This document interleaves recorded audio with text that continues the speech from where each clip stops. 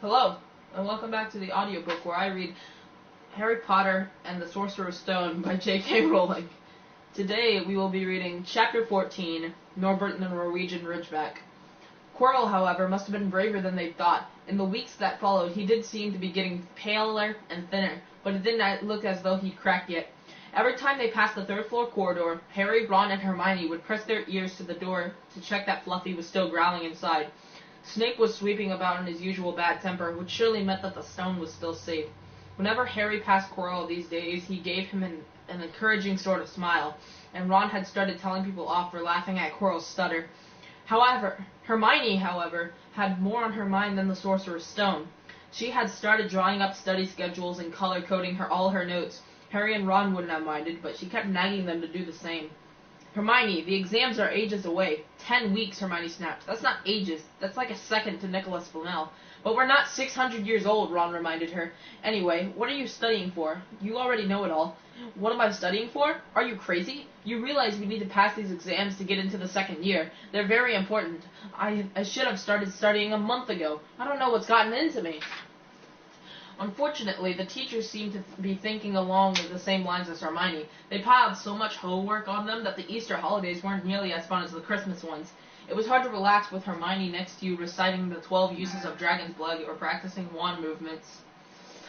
Moaning and yawning, Harry and Ron spent most of their free time in the library with her, trying to get through all their extra work. I'll never remember this, Ron burst out one afternoon, throwing down his quill and looking longingly out of the library window. It was the first really fine day they'd had in months. The sky was a clear, forget-me-not blue, and there was a feeling in the air of the summer coming. Harry, who was looking up Dittany in 1000 Magical Herbs and Fungi, didn't look up until he heard Ron say, "Hagrid, what are you doing in the library?" Hagrid shuffled into view, hiding something behind his back. He looked very out of place in his moleskin overcoat. "Just looking," he said, in a shifty voice that got their interest at once. And what are you lot up to?" He looked suddenly suspicious. You're not still looking for Nicholas Flamel, are you?" "Oh, we found out who he is ages ago," said Ron impressively. "And we know what the dog's guarding. It's a sorcerer's shh." Hagrid looked around quickly to see if anyone was listening. "Don't go shouting about it. What's the matter with you?" "There are a few things we wanted to ask you. As a matter of fact," said Harry, what's guarding the stone apart from Fluffy?" "Shh," said Hagrid again. "Listen, come and see me later. I'm not promising I'll tell you anything, mind, but don't go rabbiting about it in there. Students aren't supposed to know. They think I've told you. See you later then," said Harry. Hagrid shuffled off. "What was he hiding behind his back?" said Hermione thoughtfully. "Do you think it has anything to do with the stone?" "I'm going to see what section he was in," said Ron, who'd had enough of working. He came back a minute later with a pile of books in his arms, who slammed them down on the table. "Dragons," he whispered. "Hagrid was looking up stuff about dragons. Look at these. Dragon species of Great Britain and Ireland, from egg to inferno. A dragon's keeper's guide. Hagrid's always wanted a dragon. He told me so the first time I ever met him," said Harry. "But it's against our laws," said Ron. "Dragon breeding was outlawed by the Warlocks' Convention of 1709. Everyone knows that. It's hard to stop muggles from noticing us if we're keeping dragons in the back garden. Anyway, you can't tame dragons. It's dangerous. You should see the burns Charlie's got off wild ones in Romania." "But there aren't wild dragons in Britain," said Harry. "Of course there are," said Ron. "Common Welsh green and Hebridean blacks. The Ministry of Magic has a job hushing them up, I can tell you. Our kind have to keep putting spells on muggles who spotted them to make them forget." "So what on earth's Hagrid up to?" said Hermione. When they knocked on the door of the gamekeeper's hut an hour later, they were surprised to see that all of the curtains were closed. Hagrid called, "Who is it?" before he let them in, and then shut the door quickly behind them.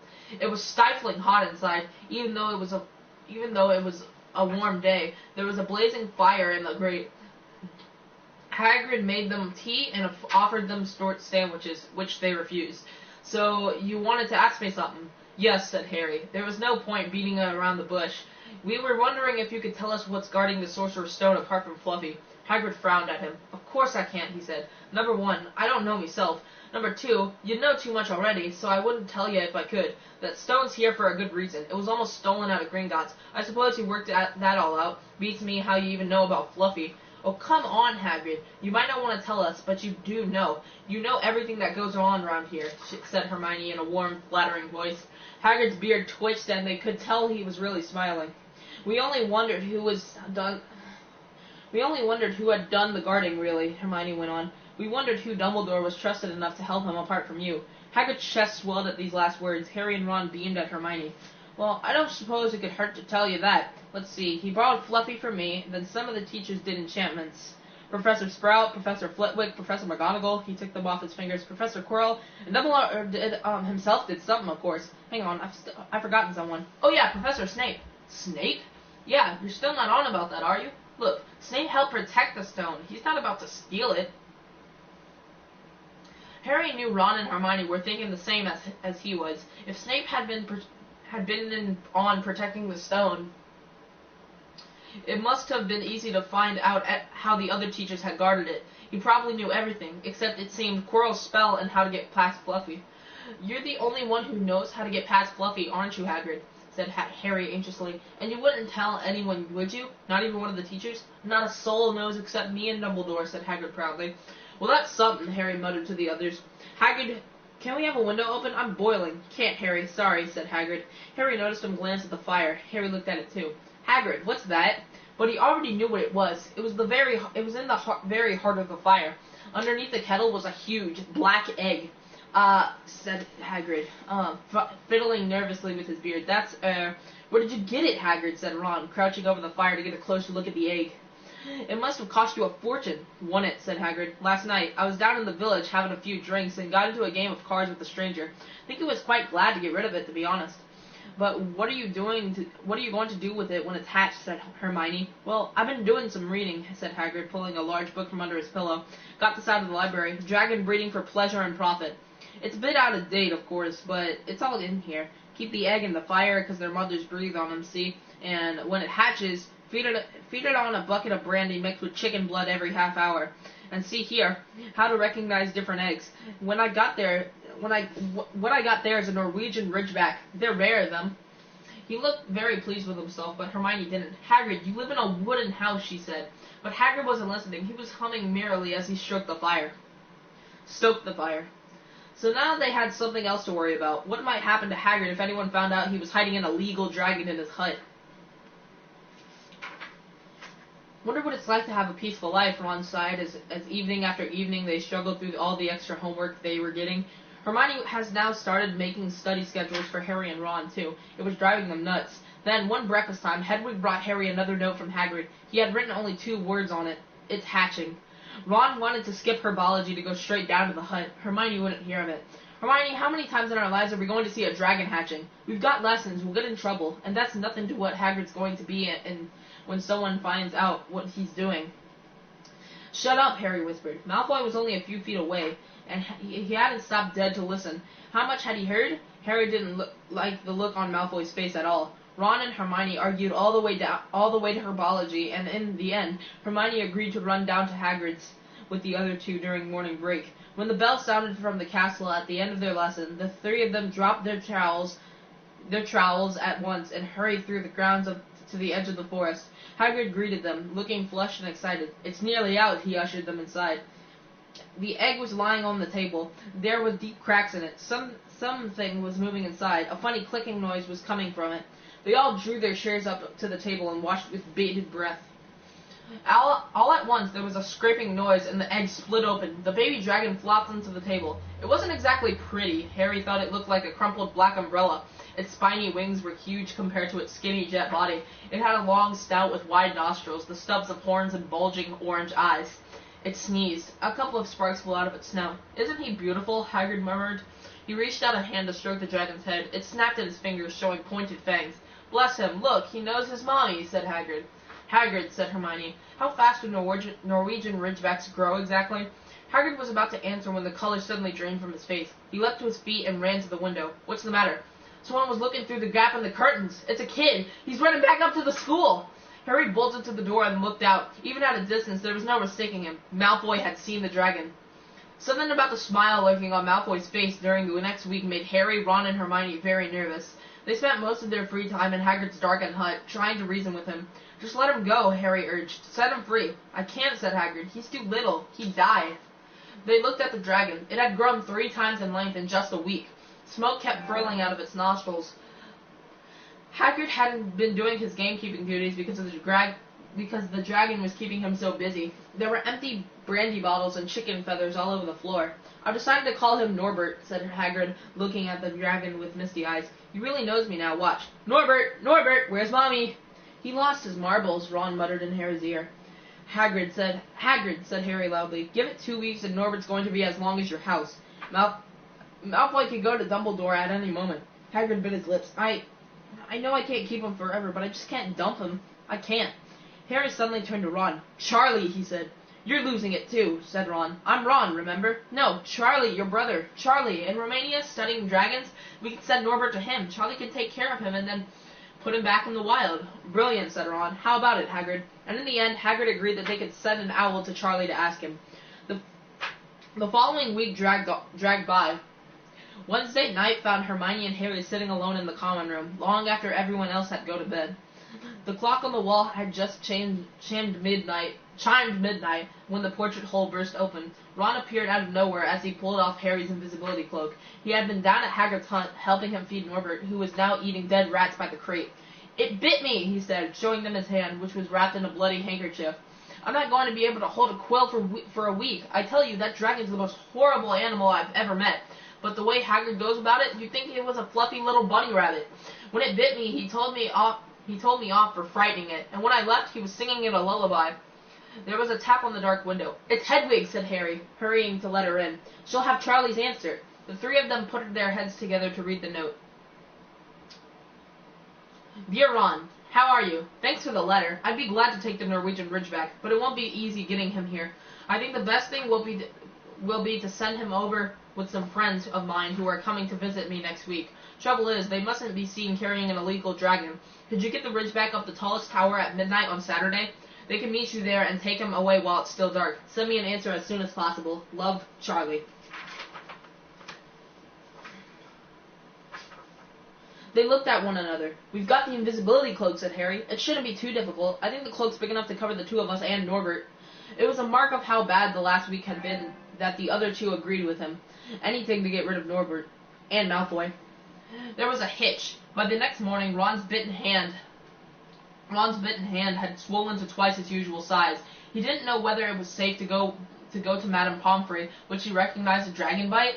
By the afternoon, though, he had no choice. The cut had turned a nasty shade of green. It looked as if Norbert's fangs were poisonous. Harry and Hermione rushed up to the hospital wing at the end of the day to find Ron in a terrible state in bed. It's not just my hand, he whispered, although it feels like it's about to fall off. Malfoy told Madame Pomfrey he wanted to borrow one of my books so he could come and have a good laugh at me. He kept threatening to tell her what really bit me. I've told her it was a dog, but I don't think she believes me. I shouldn't have hit him at the Quidditch match. That's why he's doing this. Harry and Hermione tried to calm Ron down. It'll all be over at midnight on Saturday, said Hermione, but this didn't soothe Ron at all. On the contrary, he sat bolt upright and broke into a sweat. Midnight on Saturday, he said in a hoarse voice. Oh no, I just remembered. Charlie's letter was in that book. Malfoy took... He's going to know we're getting rid of Norbert. Harry and Hermione didn't have a chance to answer. Madame Pomfrey came over at that moment and made them leave, saying Ron needed sleep.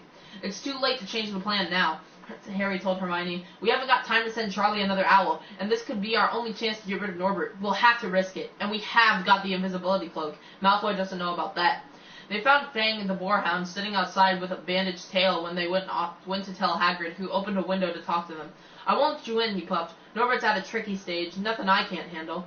When they told him about Charlie's letter, his eyes filled with tears, although that might have been because Norbert had just bitten him on the leg. It's alright. He's only got my boot. Just playing. He's only a baby after all. The baby banged its tail on the wall, making the windows rattle. Harry and Hermione walked back to the castle feeling Saturday couldn't come quickly enough. They would have felt sorry for Hagrid when the time came for him to say goodbye to Norbert if they hadn't been so worried about what they had to do. It was very dark. It was a very dark, cloudy night, and they were a bit late arriving at Hagrid's hut because they'd have to wait for Pease to get out of the way at the entrance hall, where he'd been playing tennis against the wall.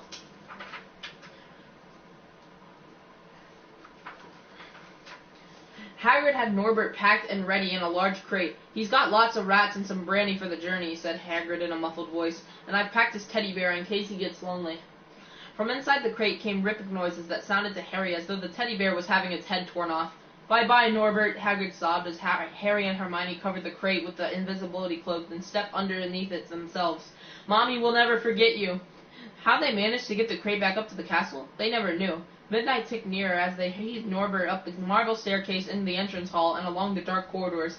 Up another staircase, then another. Even one of Harry's shortcuts didn't make the work much easier. Nearly there, Harry panted as they reached the corridor beneath the tallest tower.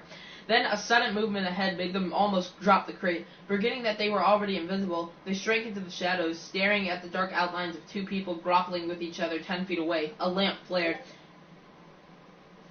What the heck just happened? Oh, it must have been my phone.